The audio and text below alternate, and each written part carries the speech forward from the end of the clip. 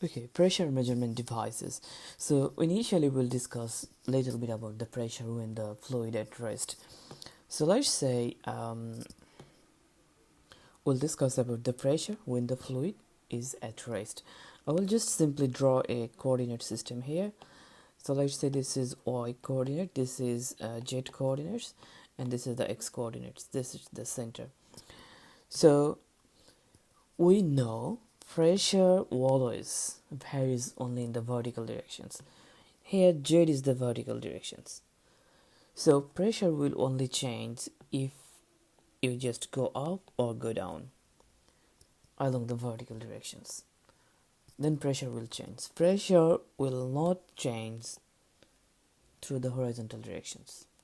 So what I said initially, the first I said pressure will change through the vertical directions. So it could be upward, it could be in the downward directions. It will not change through the horizontal axis or horizontal plane. And pressure decrease with the increase of the z-axis or the upward directions. So we can write it down like this. Let's say we can write it down, the dp and dz, this is equal negative rho and g. So look carefully here. What I write down here is dp. P is the pressure, right? So dp means the differential change of the pressure with respect to the z-axis. That means the vertical axis. So the rate of change of the pressure with respect to the vertical axis, it is negative rho g. Rho is the density and g is the gravity. Both are constant.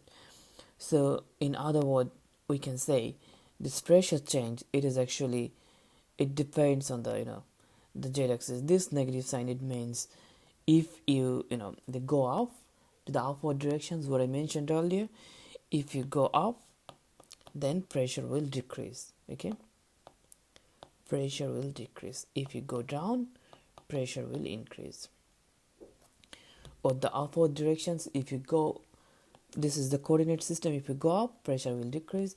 If you go down, then pressure will increase. And the gravity always acts through the downward directions. Now here you will see, actually we'll use the barometer. So atmospheric pressure, when we calculate the atmospheric pressure, we measure the atmospheric pressure by using the device barometer, and this pressure is called the atmospheric pressure. For better understanding, I will show you this one here. Let's say this is a tube, so it is filled with water, and now we will actually calculate the pressure here. We will measure the pressure here. So at this point, at this specific point, we say the pressure is PA. Okay, so that's the pressure here. And if you look here, this is actually the free surface. So at this point, we can say this is the atmospheric pressure. We can define this as P naught. So I'm telling again, this is PA. So this is point A. So we said the pressure A. This is the free surface. We said P naught. So according to the theorem, what I said earlier, I said the dp and dz, it is negative rho g. And I said earlier that, okay, if you go upward directions, pressure will decrease. If you just go downward direction, pressure will increase. So that means this PA, it is definitely greater than P naught, isn't it? So because this is the deeper positions, and you see this is just the free surface here. So the pressure at this point, it is greater than P naught. Right, if we actually want to calculate the pressure at this point, you will see we can see some elevation here. So this is the height, or we can say this is the elevation. We said this is haze, and we know the pressure when we discussed last time. We know that it is actually equal to rho g haze. So now what we can say, at this point the pressure, it will be, if we calculate the pressure at this PA, it will be rho g haze. Haze is the elevation and rho is the density of the fluid, gravity g, plus this atmospheric pressure here at P naught. So that's actually how we will calculate the the pressure, and or other word you can say the pressure difference at this point, it will be rho g haze due to this elevation. So I believe you understand this. Now we'll try to understand the vapor pressure. You already know the vapor pressure definitions. So here, let's say this is a tank we have, and we have a just tube which is filled with water. It's completely filled. So definitely you will see in this section it is actually water. It's wall water, so no empty space, no just vacant space here.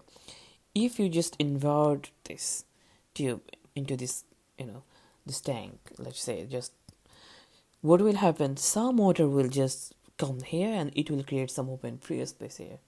So this is actually the vacuum, and at this there is nothing, so it is just the vacuum. The pressure is almost zero there. So we know the pressure, if we say this is the free surface, isn't it? This is the free surface. The pressure at this point, at this point, at this point, so it will be same along these horizontal directions. So the pressure at this point, it will be same, we know that. And the pressure will exerted by the vapor on the liquid, you know this is the vapor pressure. So whatever pressure we'll get here, so the pressure at this section we discussed earlier, so I'm not going to discuss more detail now. So we'll get some vapor pressure here. So now if you look here, like when we'll use the manometer, some basic manometer, you can see we have the system here. So this is let's say a tank, it is filled with gas, and this is the liquid. Okay, so we usually use the manometer. So previously I told you the barometer. So now the manometer we usually use for when we need to calculate the moderate or small pressure differences. So it could contains just a single fluid, or more than one fluids. Like sometimes it could be the mixed up the water or oil or whatever it is. So here we have the gas, and let's say this is water, just for understanding. So you can see the color. So this is the gas, and let's say this is the water. Okay, I can just write it down. This is the water. At this point and at this point, if you just draw a line, you can see it is in the same elevation.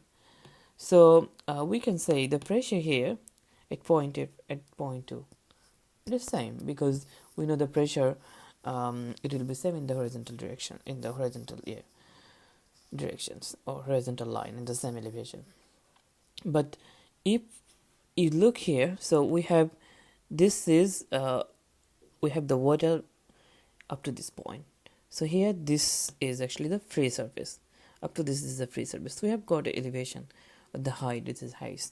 So if we want to calculate the pressure at this point P2, we can say the pressure at this point, it is the atmospheric pressure, or you can say P0, because this is the free surface.